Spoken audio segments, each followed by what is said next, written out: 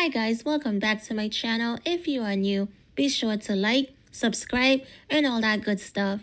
So, the woman who shot and unalived Selena Quintanilla isn't getting out of prison because she just got denied parole.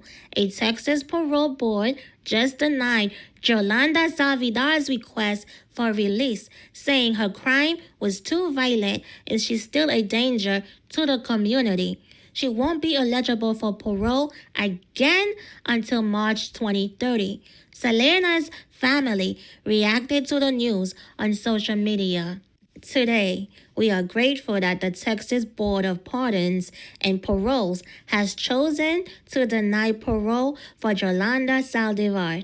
While nothing can bring Selena back, this decision reaffirms that justice continues to stand for the beautiful life that was taken from us and from millions of fans around the world far too soon.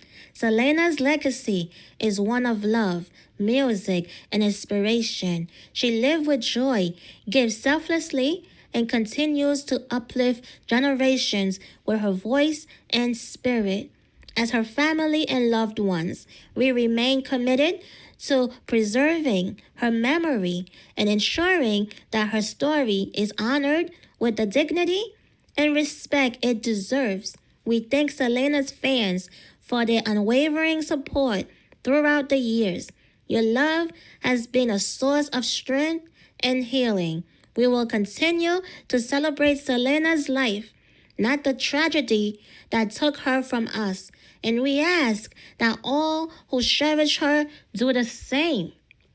And her brother, Abe Quintanilla III, wrote this: I just received the news that the person that took my beautiful sister Selena's life will not be released. I believe she should spend the rest of her life in prison.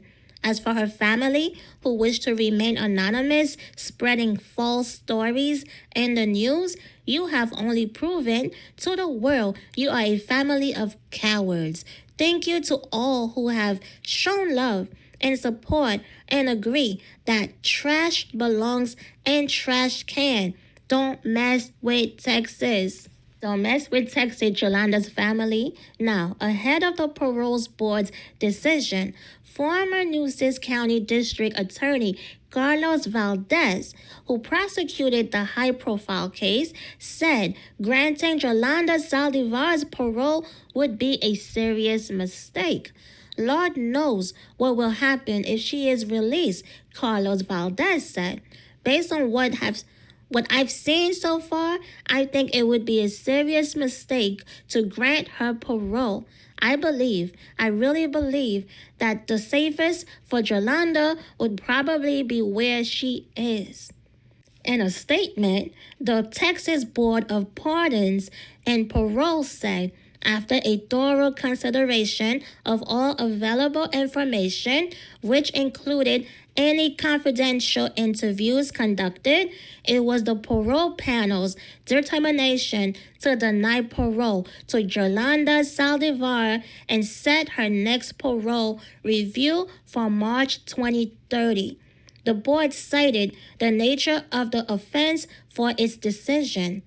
The record indicates that the instant offense has elements of brutality, violence, assaultive behavior, or conscious selection of victims' vulnerability, indicating a conscious disregard for the lives, safety, or property of others, such that the offender poses a continuing threat to public safety, the board said. Now, I really don't think she'll ever get parole. She deserves to stay in prison for the rest of her life.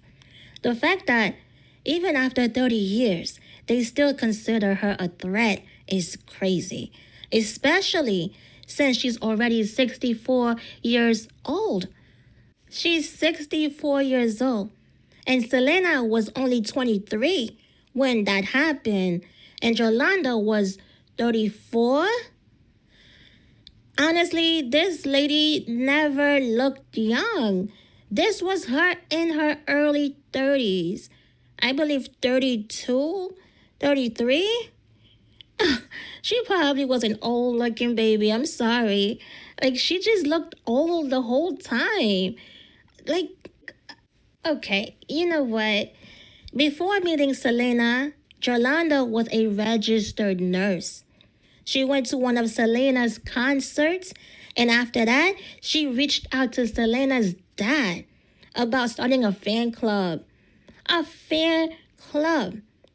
Through that, she became close to Selena, eventually becoming the president of the fan club, and later managing Selena's boutiques, and which gave her access to Selena's business accounts. But over time, she started acting obsessive, of course. Playing mind games, they said. She was making up lies about what people said. Say people had said things they hadn't said. Straight up psycho. So 2 days after Selena and her sister confronted her about stealing money and her dad fired her, Yolanda applied for a permit to buy a GUN. 5 days before the M word, she actually purchased the GUN. Selena agreed to meet her at a motel to get financial records, but instead of handing over the papers, Yolanda started claiming that she was R-worded, sexually assaulted the night before. She claimed she was R-worded the night before. So Selena took her to the hospital for examination, but doctors found no evidence of anything happening. That psycho lied about being R-worded. So when they got back to the motel, Selena demanded the documents, and that's when Yolanda shot and unalived her. Listen, some of these fans are straight up crazy. That's why I don't deal with anyone who proudly calls themselves a fan of a celebrity. I just can't.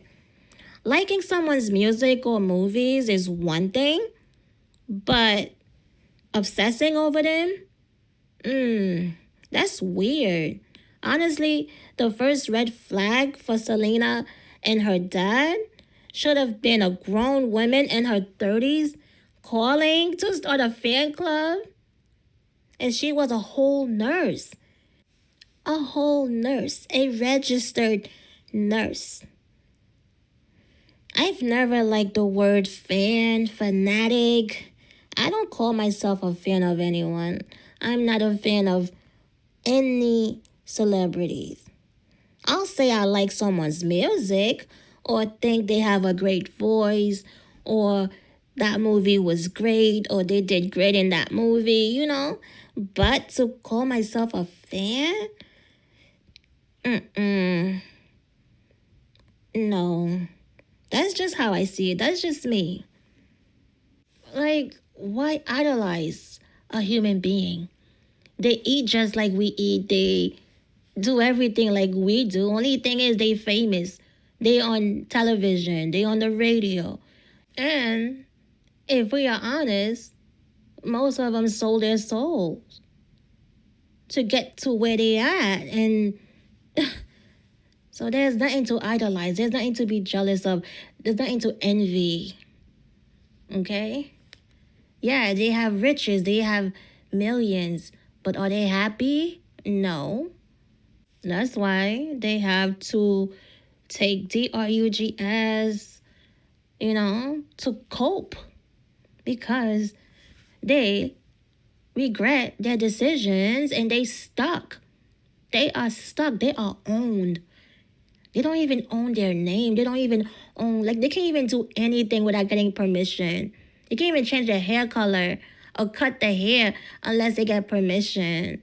Their lives are not their own. They are owned.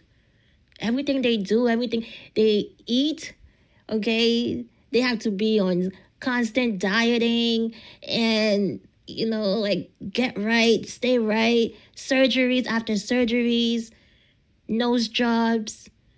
Boobs, they all have fake boobs, fake noses, fake everything. Some go overboard, but some have it where it looks natural. They look natural still, but always having something done because they are selling an image. Okay? They want you to believe the lifestyle and all the BS. Okay? That's your job, is to believe what they are selling and keep them rich. Keep the people who's really pulling the strings. Keep them rich. Keep them richer than the celebs who they don't want who's really doing the work. They're the one with the talents, but these people, they get more money. They are more rich than the actual talent. It's a mess. So back to Selena and Yolanda. So yeah, it's a great thing that her bail was denied. I mean, her parole was denied, and yeah, she might as well just give it up. She's 64 years old. Like, give it up. Don't even try. Don't even try in 2030. You will be denied again. She's 64, so she's done. She's done. It's over. So, you guys, what are your thoughts on all this? Did you like Selena? Do you like her music? Do you still listen to her music? If so, what is your favorite? I still listen to Selena's music. I have a couple of favorites. I play every now and then, even though I'm not supposed to be listening to this music, these circular music. But yeah, what's your favorite song if you like her music? Let me know in the comments. Don't forget to like, don't forget to subscribe, and I will see you on the next one. Peace.